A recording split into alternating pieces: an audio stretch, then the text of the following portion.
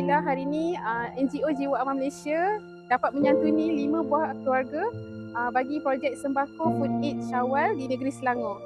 Okay, kalau ikutkan hari ini kita telah menyantuni warga emas yang terlantar, yang menggunakan oksigen, yang tidak dapat bergerak, yang mempunyai sakit saraf dan juga adik-adik yang memerlukan rawatan dialisis dan juga warga emas yang tinggal sendirian di rumah. Kita datang menziarahi mereka, mereka sedih dan berasa sayu sangat sebab mereka bersangkakan tak ada orang yang ingin berjumpa dengan mereka dan tak ada orang yang ingin menyambut beraya bersama dengan mereka.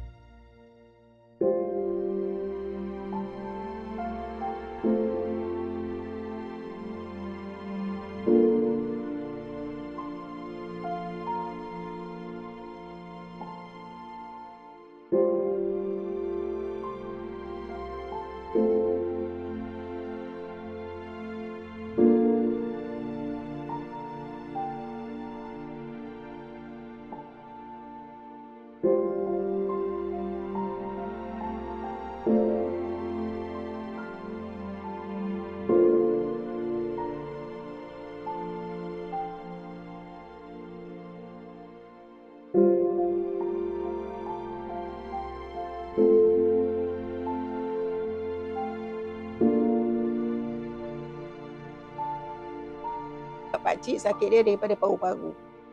Paru-paru pakcik mengikut pakar hospital Sentuju memang dah dua-dua rosak. 24 jam guna oksigen.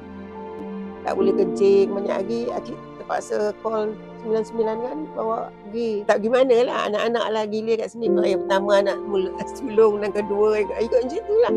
Orang pun ada keluarga juga kan. Tak ada masalah. Tung besi tu, tung yang tadi tu kan sebab acik buat ekstra. Takut tak ada gas, tak ada karen. Bila mandi, guna tung tu lah, tung gas tu. Bila yang hari-hari ni lah, kena 24 jam, tak boleh tak ada.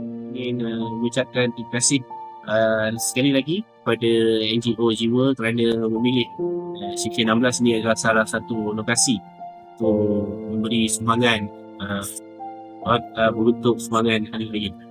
Terima kasih kepada penaja-penaja kita dan juga penyumbang-penyumbang yang sentiasa menyumbang bersama NGO Jiwa Amal Malaysia, dan terima kasih bagi MAYC Shah Alam kerana mendapatkan data asnaf-asnaf ini yang amat memerlukan bantuan dan sumbangan daripada anda.